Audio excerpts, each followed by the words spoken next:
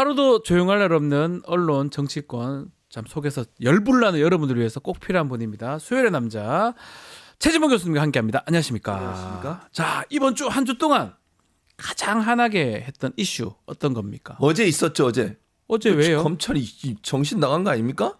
아니 이재명 갑자기 대표를 세게. 지금 또 기소를 무슨 장난이에요, 기소가? 아니 그리고 경찰이 이거 무혐의 처리한 거 아닙니까? 네. 그걸 가져다가 자기들이 수사하겠다고 가져가더니 그걸 또 기소를 또 합니까?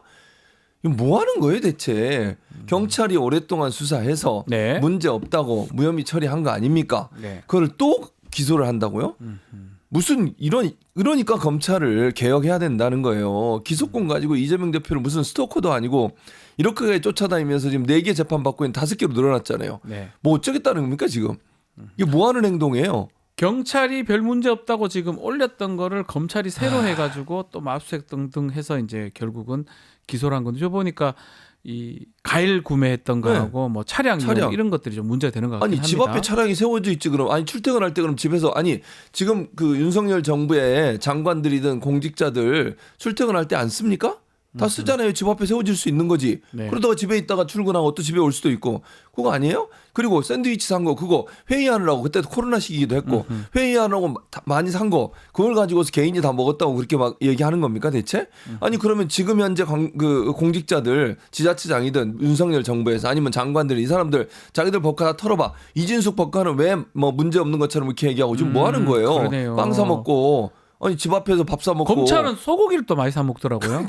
특활비긴 하지만 짜증나네, 진짜. 특활비는 괜찮아 있어도 뭐가 괜찮아요? 그게 다 똑같은 거 문제가 아닌가요? 되는 거죠. 네. 특활비를 수사하는데 쓰라 그랬지 누가 소고기 먹는데 쓰라 그랬어? 네. 진짜.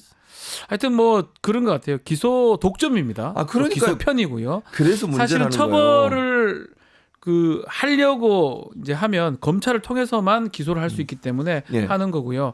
사실은 좀 애매한 건 사실은 기소 독점 기소 편이기 때문에 검찰이 기소를 하지 않죠 통상은. 아, 그러니까요. 근데 이거는 막 털털 털어서 이제 하기 때문에 저는 이제 만약에 이게 맞다면 음. 모든 지자체장하고 모든 공직자 다 똑같이 다 해요. 해야죠. 그럼 다 기소해야 돼요. 아니, 그러니까 이진숙 씨만 해도 그래요. 네. 그 방통위원장 지명단이 지금 이제 국회에서 탄핵이 돼가지고 탄핵 심판을 받고 있는 건데 네.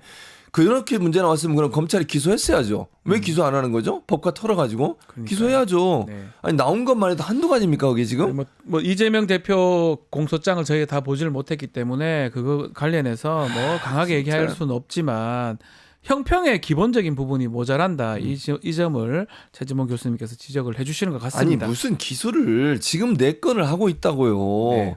아니 이재명 대표 보면 아니 그러니까 대선에 패배한 후보라고 이렇게까지 해도 되는 겁니까 대체? 그리고 얼마나 무서우면 이재명 대표가 이렇게 하는지 모르겠어요. 검찰이 네. 이거는 누가 봐도 의도적으로 한다는 국민들이 볼 때도요. 제가 중도에 있는 분들도 얼마나 황당해. 제가 볼 때 보수에 있는 사람도 황당할 거예요. 이렇게까지 할 수 있냐 세상에.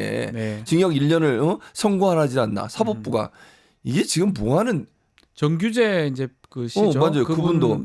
그 평론을 보니까 좀 그런 얘기가 좀 나오는 것 같습니다. 보수 논객이신데 알겠습니다. 자, 지난 18일, 19일 가방에서는 KBS 박장범 사장 후보자 인사청문회 진행이 됐는데 사상 처음 이틀 동안 진행이 됐어요. 이른바 지금 가장 논란이 되는 게 파우치 아니겠습니까? 그렇습니다. 아니 근데 파우치가 상품명이니까 뭐 좀 괜찮은 거 아니냐 진짜 이렇게 어처구니 얘기하더라고요. 아니 그러니까 여러 가지로 불려요. 핸드백이라도 네. 불리기도 하고 파우치라도 불리기도 한다. 뭐 그럴 수 있습니다. 뭐 네. 예를 들면 상품 그 카테고리 안에 들어가 보면 그렇게 돼 있어요. 근데 더 또 재밌는 현상이 뭔지 아십니까? 네. 그럼 그 홈페이지에 들어가서요. 파우치로 검색하면 이 가방이 안 나와요. 카테고리는 핸드백으로 돼 있어요. 아, 그럼 핸드백이- 뭐가 맞는 겁니까 대체? 근데 본질을 자꾸 벗어나. 오늘 아침에도 그 얘기 하던데 골프 얘기하니까 골프 친 게 뭐가 문제예요? 골프 친 걸 얘기하는 게 아니잖아요. 지금 그러니까요. 예를 들면 네. 이것도 마찬가지예요. 조그만 가방, 파우치 이렇게 표현한 게 의도냐 아니냐의 문제는 거잖아요. 그렇죠. 네. 다 명품 백이라고요. 300만 원이 주고 사는 백이에요. 핸드백이고 네. 그 핸드백을 명품 백이 아니 명품 백이라고 얘기하지 않고 그렇게 계속 통상적으로 얘기해 왔고 모든 언론들이 이렇게 보도를 했었어요. 조그마한 파우치 이 사람이 얘기하고 나서 그다음부터 파우치라는 얘기가 나오기 시작해. 그리고 이거 뭐 조그마한 핸드백 이렇게 조그마한에는 수식어를 왜 집어넣는 거죠? 의도적이라잖아요. 이거 뭔가 축소하려는 의도가 있지 않으면 그렇게 물어볼 수 없어요. 그것도 언론이잖아. 본인은 기자라고 하고 언론이라고 네. 하잖아요. 언론이라고 하면 좀 더 대통령이 불편할 수 있는 질문을 하는 거예요. 그리고 국민들이 궁금해하는 부분을 물어봐야 되는 거고요. 그럼 그걸 왜 파우치라고 얘기하죠? 굳이 그렇게 얘기할 필요 있습니까? 국민들은 다 맞지만 핸드백으로 볼 수 있는 것이고 파우치라 하더라도 그 다음에 조그만 핸드백, 조그만 말은 왜 들어가는 거예요? 이걸 질문하는 거예요 지금. 그렇죠. 그러니까 많은 국민들이 화가 난 건 박정범 후보가 인터뷰하는 과정에 뭔가 대통령에게 유리하게 환경을 만들고 대통령이 껄끄럽게 생각하는 질문을 좀 더 유하게 만들기 위해서 그 말을 썼다고 하는 강력한 의심이 들고 그렇게 생각할 수밖에 없는 상황이잖아요. 그러니까요. 그 얘기를 한 건데 파우치가 원래 그 상품의 명중에 파우치란 말이 있다. 이거 가지고 넘어가려고 아니, 한다고요? 사실은 만약에 정확하게 하려면 엄청 비싼 조그만 파우치 이렇게 했으면 돼요. 300만 원에 해당하는 조그만 파우치가 하면 할 말도 없는데 다 빼고 조그만 파우치 이랬기 때문에 문제를 그러니까요. 삼는 거 아니겠습니까? 그러니까 이게 기자라고 하는 사람이라면 최소한 대통령을 인터뷰하면 정말 압박 질문해야 되는 거예요. 아, 저 지난번에 문재인 대통령 할 때 그 기자 이름 뭔가요? 근자감 김애령 예, 엄청 하시지 당시 않습니까? 기자였죠. 예. 알겠습니다. 조그만 파우치 이게만 문제가 되는 게 아니에요. 아유. 박정무 후보자 최순실 게이트 막는 데도 앞장섰고 세월호 참사 관련해서도 뭔가 문제 있는 보도를 좀 막았던 그런 인물로 알려졌는데 이런 질문을 청문회에 하니까 미안하게 생각한다 이렇게 답을 했더라고요. 어떻게 보셨습니까? 그 미안하게 생각할 문제가 아니고 그냥 법적 처벌까지 받을 수 있는 문제예요. 방송법 4조에 보면 아무리 부장이든 누구든 네. 압력을 가하거나 취재 내용에 대해서 간섭하면 안 되게 돼 있거든요. 근데 네. 그 청문회 과정에서 나온 내용이 뭐냐면 이 박장범 후보자가 친박 정치인과 최순실 쪽에 집중적으로 문제가 집중적으로 제기되는 그 시기에 부장을 했단 말이에요. 부장을. 아하. 근데 이제 밑에 있는 기자가 취재를 해온 거예요. 예를 들면 태블릿 진위 논란을 취재 기자에게 수시로 언급을 하면서 그러니까 태블릿 PC가 논란이 됐었잖아요. 그 당시에. 네. 그거에 대한 진위가 문제가 있다고 언급을 하면서 한 기자는 이렇게 얘기했대요. 야 이게 맞겠어? 이렇게 얘기했다는 거죠. 기자가 취재해 오니까 이거 보도하자고 그러니까 PC가 가짜일 수 있다. 이런 얘기를 했다는 거예요. 부장이 기자한테? 그렇죠. 근데 그 데스킹 부장이 아닙니까 이게? 데스킹이죠. 근데 박 후보자가 그런 얘기를 했다는 거잖아요, 네. 지금. 근데 데스킹은 어떤 차원에서 해야 되는가 하면 이게 정말 자료가 근거가 부족했을 때 데스킹을 하는 거예요. 그렇죠. 데스킹의 기능을 할 수 있어요. 근데 어떤 비리나 문제가 있는 것을 보도하려고 하는데 그걸 못하게 하는 뉘앙스로 얘기를 하는 것. 이건 문제라는 거예요. 그거는 데스킹의 차원을 넘어서서 막는 거잖아요. 취재에 개입을 하는 거예요. 그렇게 하면 안 돼요. 뭐 예를 들면 오자가 있거나 아니면 사실관계가 명확하지 않은데 그걸 가지고 기사를 쓰려고 했을 때 네. 사실관계 다 확인해 봤어? 라고 물어볼 수 있는 거죠. 근데 이게 맞겠어? PC가 가짜일 수 있다. 이런 얘기를 하면서 대체적으로 취재한 내용들을 자꾸 축소하려는 시도를 했다는 게 문제가 되고 있고요. 또 우병우 민정수석 있었잖아요. 그 당시에. 네. 민정수석이 세월호 참사관에서 해경수사를 맡은 광주지검에 외압을 행사했다. 이런 논란이 있었거든요. 그때도 이때 이제 폭로를 확보해서 12월 7일 날 기자가 보고를 해요. 부장한테 이런 외압이 있었다고 한 증거가 있으니까 보도하겠습니다. 그때 박 후보자가 뭐라고 한 줄 아세요? 야 오늘 뉴스 아이템이 많아. 이거 못 들어가. 빼버린 거예요. 또 마찬가지 비슷한 내용. 그러니까요. 그러니까 이런 여러 가지 상황을 봤을 때 또 하나는 정유라 씨 이화여대 특혜 입학 의혹에 대해서도 보도를 가로막고 지연시킨 것으로 보이는 정황들이 있다는 거예요.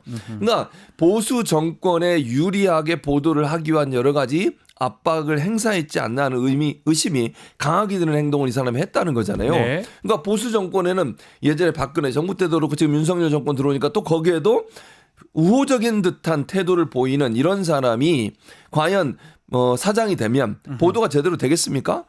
보수 정권에 대한 비판 못하게 할 거 아니에요. 이 정도로 했으면. 지난주 수요일남에서 우리 최미 교수님이 예. 꽃길만 걸었다 박장범 후보자 말씀을 그렇죠. 하셨는데 지금 이력을 딱 보니까 박근혜 최순실을 충성하다가 윤석열 김건희로 그렇죠. 또 넘어오는 거죠. 이른바 환승 충성 아니냐 그렇죠. 이런 얘기가 나오는 것 같아요. 환승 연애는 들어봤을 때 환승 뭐 충성. 충성도 할 수 있잖아요. 바꿔가면서. 그러니까 뭐 어차피 이게 뭐 최순실 박근혜 없는데 뭐 힘도 없는데 뭐 충성 뭐 하라며 거기. 이게 뭐 하는 거야? 인재 있는 사람들 충성을 해야 되겠죠. 현재 있는 그런 사람한테. 생각이 좀 들네요. 그런 생각이 들잖아요. 네. 지금 제가 소개해드린 내용만 봐도 이게 청문회 때 나온 내용인데 이 정도로 어떤 그 보수 정권의 부정적인 또는 부정적인 영향을 미칠 수 있는 기사에 대해서 압박을 가하거나 빼게 만들거나 이런 역할을 했다고 하면 네. 사장이 되고는 더 많이 하는 거 아니에요? 그러니까요. 환승 충성이지 이게. 근데 특이한 건 보수 정권에만 이래. 특이한 현상 아닙니까? 특이하네요. 충성을 거기선 잘하는데 그러다 보니까 지금 전국 언론 노동조합 KBS 본부에서 실시한 여론조사 설문조사입니다. 예. 95%가 박장범 후보 부적합하다 이렇게 했고 이유가 파우치다라고 했네요. 그러니까요. 쉽지 않을 것 같은데요. 그러니까 지금 전국 언론노조 KBS 본부에서 자체적으로 여론조사를 네. 했어요. 총 8일부터 14일까지 2,032명을 대상으로 실시했는데 응답자가 1,630명이에요. 이 중에 95.4%가 박장범 후보자가 KBS 사장이 부적합하다. 압도적인 거 아닙니까? 압도적이죠. 뭐 아. 전체 거의 전체라고 봐야죠. 예. 95점 몇 %면. 예. 그리고 긍정됐긴 해요. 4.6%. 예. 누군지 모르겠지만 네. 어쨌든 그리고 가장 큰 문제가 파우치 대담이라는 얘기를 한 거예요. 그러니까 기자들이 볼 때 수치스러운 거죠. 기자가 어떻게 저렇게 질문할 수 있어? 무슨 뭐 충성 경쟁하는 것도 아니고 조그마한 가방, 파우치 이런 말로 명품 백에 대한 이미지를 축소시켜서 그 정도는 받아도 되는 거 아니냐 이런 이미지를 만들어내기 위해서 그렇죠. 질문을 했다고 밖에 볼 수 없기 때문에 그 기자들 입장에서 되게 수치스러운 거죠 이게. 그런 사람이 자기들의 수장이 된다는 거 얼마나 창피하게 생각을 하겠습니까? 자, 어제 청문회에서는 휴대전화에 직접 TV 수신 기능을 추가해서 수신료 수입 늘리겠다 이런 얘기를 했던데 어떻게 보십니까? 이게 뭐냐면 네. 지금 이제 수신료를 안 내려고 하는 사람들 있잖아요. 네. 안 내겠다고 하는 사람들이 TV 수상기가 있으면 수신료를 내야 되는 거예요. 근데 대부분 TV 없는 집도 많아요. 네. 다 휴대전화 안 하면 PC로 보는 경우가 그렇죠. 많으니까. 예. 그래서 그걸 이유로 해서 그 수신료를 안 내요. 그러니까 이걸 이제 강제로 징수하기 위해서 한다는 생각이 휴대전화에 TV 수신 기능을 집어넣겠다는 거예요. 아. 이게 쉬운 문제가 아니에요. 되는 겁니까? 그러니까 이게 어떻게 되냐면 휴대전화를 제작하는 업체와 그러니까 삼성이든 LG든 그다음에 이제 SK나 뭐 KT 뭐 LG 이런 데서 협력을 해줘야 돼요. 네. 근데 이게 어려운 이유가 뭐냐면 이 전에 무슨 논란이라기보다 시도가 있었냐면 라디오 방송들 있잖아요. 네. CBS 뭐 이런 YTN 이런 방송사들 이런 협회에서 휴대전화에 라디오를 직접 수신하게 하는 기능을 넣자고 여러 번 주장했어요. 이건 한 4, 5년 됐어요. 이 주장을 한 게. 근데 지금도 실행이 안 됐어요. 네. 왜냐하면 다른 안테나를 집어넣어야 돼요. 칩을 집어넣든 휴대전화를 제작할 때마다. 그러니까 휴대전화 안에 아예 그런 기능을 탑재를 해야 되는데 그러려면 더 두꺼워지고 무거워지고 다른 기능을 또 첨가를 시켜야 돼요. 그러면 휴대전화의 기능 자체가 상당히 떨어질 수 있어요. 네. 그래서 이게 불가능하다고 해서 안 해주고 있어요. 지금도. 근데 여기다가 TV 수신을 직접 넣는다고 하면 다른 칩이나 안테나를 또 여기다 심어야 돼요. 네. 그거 불가능하다고 얘기할 수 없지만 어렵다. 어려워요. 아. 그래서 이거를 자기가 이렇게 해서 한다고 한들 이게 실행되기 이런 이게 수신료 그렇게 분리징수하더만 꽃이다 이렇게 말씀드리기 좀 그런데 그렇게 해놓고 그래 지금 이 난리를 칩니까? 그러니까요. 그때 얘기했잖아요. 문제 될 거라고. 아이고 답답합니다 진짜. KBS 사장 뺏으려고 이래 한 거 아닙니까? 맞아요. 다 그런 그래 거죠. 보이는데요. 그래놓고 이제 와서 바꿔놓고 나니까 이제는 수신료 부족하다고 휴대전화에 그걸 왜 넣습니까? 안 넣어줍니다. 뭐 말도 안 소리하고 앉아있노. 알겠습니다. 자 계속해서 지난 15일 이재명 대표 1심 선고 관련해서 언론의 태도 한번 이야기 나눠보겠습니다. 보수 언론은 어떻게 나왔습니까? 보수 언론은 대체적으로 조선일보 볼까요? 네. 이 대표 앞으로도 방탄 정치로 국정 가로막을 텐가 이게 제목이고요. 네. 중앙일보 항소는 장애의 정치 말고 법리로 해야 된다. 네. 동아일보 그러니까 이재명 대표죠. 중형 파장 사법의 정치와도 정치의 사법화도 경계할 때 네. 어처구니 없습니다. 아니 자 보세요. 네. 방탄 정치 국정 가로막는데요. 지금 방탄 정치로 국정을 가로막네요. 누가요? 민주당이요? 뭔 방탄 정치를 했는데요? 아니 그래서 민주당이 열심히 일해서 그것 때문에 이재명 대표의 뭐 재판이 제대로 안 이루어졌습니까? 아니면 이재명 대표가 하는 이재명 대표 관련된 재판에서 뭐 판결이 자기들이 원하지 않는 대로 나갔습니까? 이거 뭐 하는 얘기죠? 프레임을 좀 만드는 느낌이 드네요. 그렇죠. 방탄하는 것 같지도 않은데. 그리고 국정을 가로막기 뭔 국정을 가로막아요? 국정을 지금 망치고 있는 사람 누굽니까 대체? 골프 아닌가요? 그렇죠. 예. 근데 그런 건 얘기 안 하고 민주당이 다 문제래. 그리고 이게 사법 예를 들어서 이재명 대표의 재판이 이 정치와 그러니까 국회의 문제와 아니면 네. 국정 운영의 문제 난맥 이런 것들과 무슨 연관이 있냐고요. 아무런 연관이 없어요. 네. 자, 도리어 이재명 대표의 이 재판을 빌미로 해가지고 국정의 난맥상, 국정의 문제, 국정의 어려움 이런 것들을 넘어서려고 해서 이재명 대표를 이용해 먹는 거예요. 아하. 저는 그렇게 보거든요. 예. 근데 지금 보수 언론의 태도를 보세요. 장외 정치를 하지 말고 법리로 해야 되는데요. 법리로 하고 있어요. 법리로 안 하고 뭐 이재명 대표가 예를 들어서 장외 집회하는 게 이재명 대표 무슨 재판에 영향을 미치는 겁니까? 누가 그렇게 생각하죠? 자기들이 이렇게 만드는 거예요. 프레임을. 누가 만들었어요? 보수 언론이 그 만들었지. 상관없이 집행유예 나왔잖아요. 계속 하고 있잖아요. 재판을 뭐 안 합니까? 무슨 뭐 판사가 그걸 봐줍니까? 집회한다고 해서 판사가 그러면 왜 1년을 선고했죠?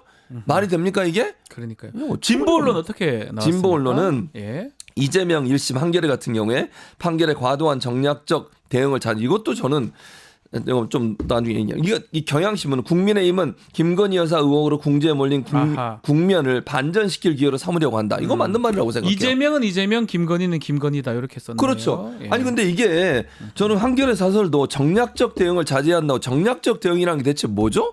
지금 그러면 민주당의 의원들이 얘기하는 게 정략적으로 대응하는 거예요? 저는 법리의 문제라고 생각해요. 네. 판사가 예를 들면 피고의 변호인이 주장했던 주장은 받아들이지 않고 검찰의 주장을 그대로 받아들인 거잖아요. 거기에 대해서 그렇죠. 비판할 수 있는 거 아니에요? 맞습니다. 아니 예. 재판에 선고가 된 것 자체에 대해서는 어떻게 할 수가 없어요. 오케이 좋아요. 근데 그럼 판사가 완전 무결한 100%의 올바른 판단만 합니까? 모든 판사가? 그건 아니잖아요. 아니죠. 사람인데요. 그러니까요. 거기에 대해서 법리적으로 법률가들이 이건 이렇고 이건 이래서 문제가 있다라고 얘기하는 거는 지극히 자연스러운 거예요. 네. 그런 비판도 못 해요? 할 수 있습니다. 근데 그걸 예. 정략적 대응 무슨 정략적 대응을 하고 있는데요, 지금. 그러니까 진짜 아니 사법부가 저는 개인적으로 그렇게 생각합니다. 사법부의 이번 판결에 대해서 법리적으로 문제가 있다고 저는 봐요. 네. 저는 법률가는 아니지만 많은 점에 있어서 박지원 변호사 그렇게 동의할 거라고 저는 생각하는데 네, 그런 문제에서 얘기하는 것 자체에 대해서 네. 정략적이라뇨. 이렇게 얘기하면 안 돼요, 한결에도. 알겠습니다. 자, 그리고 장애 집회 말씀하셨는데 선고 이후 다음 날 16일 대규모 장애 집회가 있었는데 자, KBS 얘기 좀 할게요. 네. KBS는 또 이거 안 다뤘습니다. 그러니까요. 아니 KBS는 늘 정권의 비판제거나 정권의 불리한 내용들은 다루지 않아요. 이게 아니 지금 나중에 보시면 알겠지만 이 뭐지? 그 사진 한번 보여줘 보세요. 여러 가지 사진을 보면 네. 장외 집회에 대해서 첫 번째 리포트 다루지 않은 건 KBS가 유일해요. KBS가 다루긴 다루는데 네. 다섯 번째 리포트로 다뤘고요. 9시 뉴스에서는 다섯 번째 리포트 해당 수익을 다뤘습니다. 근데 이게 내용도 그래요. 지금 보통 보면 MBC든 다른 언론사들 같은 경우에 이재명 대표가 연설했던 연설을 주요 내용으로 뽑아서 보도를 했거든요. 예. 뭐 이재명은 죽지 않는다. 이게 이제 주 다 키 나오네요. 메시지. 네, 맞아요. MBC 뭐 다 나오네요. 사법의 네. 흑역사다. 이렇게 쭉 설명을 하고 있잖아요. 채널 A도 그렇게 하는데. 채널 A도 그렇게 얘기했어요. 전부 다. BBC 다. 네. 예. 그러니까 힘 모아달라는 게 이거 보면 TV조선 같은 경우도 선거 하루 만에 거리로 이거는 부정적인 얘기잖아요. 네. 그렇게 보이잖아요. 그다음 채널 A는 결코 죽지 않는 대여 공세 목청을 높였다. 뭐 다 더 커진 야권 장외 집회 사람이 많이 모였다는 거잖아요. 그러니까 현재 언론들이 사실은 장외 집회에서 사람들이 점점 모이고 뭐 지난 주말에 30만 명 이런 얘기도 나오고 있던데 그런 내용들을 애써 피하면서 얘기하지 않고 네. 국민들의 분노를 그 비가 오는 날이었잖아요. 그날도 비가 오는데도 불구하고 엄청나게 많은 사람이 모셨어요. 네. 이재명 대표 참석해서 연설도 했고요. 이런 부분들에 대해서 예면을 하는 거죠. 왜냐하면 이게 자꾸 확산되면 더 많은 사람이 나오지 않겠어요. 집회 그걸 막아보겠다는 심산이 아닌가 하는 생각이 듭니다. KBS 보도한테 좀 하나 더 다루면 지금 명태균 TF 구성해야 된다. KBS 기자들이 요구를 네. 했는데 보도본부에서 거부를 했습니다. 네. 창원에서 하면 된다. 창원 KBS에서 어떻게 생각하십니까? 이게요. 창원 총국의 기자가 몇 명인지 제가 잘 모르겠어요. 근데 네. 보통 요즘 지방에 있는 그 지국들, 총국들은요. 기자 수가 제한적이에요. 그렇죠. 적죠. 몇 명 안 돼요. 네. 그걸 어떻게 이 명태균 게이트 같은 경우 엄청나게 지금 큰 폭발력이 있는 거고 내용도 엄청나게 방대합니다. 이걸 하려면 보도본부를 서울에 차려야죠. 네. 그리고 서울에 있는 기자들도 파견 나가야 된다고 생각해요. 그래야 제대로 보도하지 않겠습니까? 그런데 이거를 창원 총국 기자들에 맡기면 한두 명 이걸 해야 되는 거예요. 왜냐하면 네. 창원 총국 기자가 몇 명인지 모르겠지만 다른 보도도 해야 되잖아요. 취재도 해야 되고. 해야죠. 그 명태균 게이트에 대해서 하려면 한 명, 많아도 두 명밖에 투입이 안 돼요. 그 어떻게 다 취재를 할 수 있겠습니까? 역량이 안 된다고 봐요. 그래서 저는 당연히 기자들의 요구를 받아들인다고 생각해. 명태균 게이트처럼 크고 이게 정말 탄핵으로 갈 수 있을 만큼의 여러 가지 법률적 문제가 있는 발언들이 많이 나오고 있고 아직도 밝혀내야 될 내용이 많아요. 또 창원지검이 수사하는 내용에 대해서 적극적으로 보도를 해야 될 것이고요. 네. 근데 이걸 창원총회에 맡기겠다는 건 소극적으로 하겠다는 거예요. 그냥 보통은요 본부에서는 지역에서 올라온 뉴스가 있잖아요. 네. 그걸 다 검토해서 그중에 몇 개를 쓸 건지를 결정해요. 대체로 뒤에 배치를 하고요. 물론 그렇죠. 앞에 배치하는 경우도 있지만 네. 그렇게 되면 창원 총국에서 하게 되면 축소될 수도 있고요. 또 인원이 적어서 제대로 취재를 못하는 경우가 생길 수도 있어요. 네. 그래서 보도본부에서 TF를 만들어서 명태균 게이트를 제대로 잘 파헤쳐야 될 텐데 그것마저도 안 하겠다는 하기 말은 싫다는 거잖아요. 그렇죠. 이게 네. 확산돼서 윤석열 대통령한테 부정적 영향을 미칠 것을 보도 막겠다는 큰일 거예요. 난다 이래. 그렇게 생각하는 취재자 거예요. 했다가 나오면 어떡하나. 아니, 진짜 이게 어처구니가 없어요. 알겠습니다. 자, 이 얘기를 좀 해보겠습니다. 저희 수일남 시간에 지난 시간이죠. 윤석열 대통령 입틀막 이야기 많이 얘기했던 적이 있는데 자, 이번에는 대통령 경호처가 골프 치는 윤석열 대통령이 취재했던 CBS 기자 휴대폰을 좀 뺐고 또 경찰이 이 사람을 기자를 입건했어요. 어떻게 보셨습니까? 헌법에 위반된 행동이에요. 언론의 자유, 표현의 자유를 억압하는 거 아닙니까? 아니 네. CBS 기자가 예를 들어서 뭐 100번 양보해서 어제 그 운영위에 나와가지고 경호처장에 있는 사람이 그런 얘기가 덤불 밑에서 찍고 있었대요. 네. 좋아. 그래서 위협하다고 생각했어. 그래서 만났어. 이 사람이 기자야. 뭐 위협될 거 아무것도 없어. 무기도 없어. 그럼 어떻게 해야 돼요? 보내야죠. 보내주면 되죠. 그걸 왜 뺏으려고 그러죠? 휴대전화를? 취재 못하게 하려고 하는 거 아닙니까? 그렇잖아요, 솔직히 말해서. 아 이게 말이 안 되는 거잖아요. 100번 양보해서 그 사람들이 말이 맞다 하더라도 당연히 몰래 찍어야지. 그거 보이는 데 찍으면 다 도망가거나 못 찍게 할 거 아니에요. 네. 그 취재를 했어. 그래서 그 사람이 덤불 밑에서 위험하다고 생각해서 불렀어. 근데 확인해 보니까 기자야.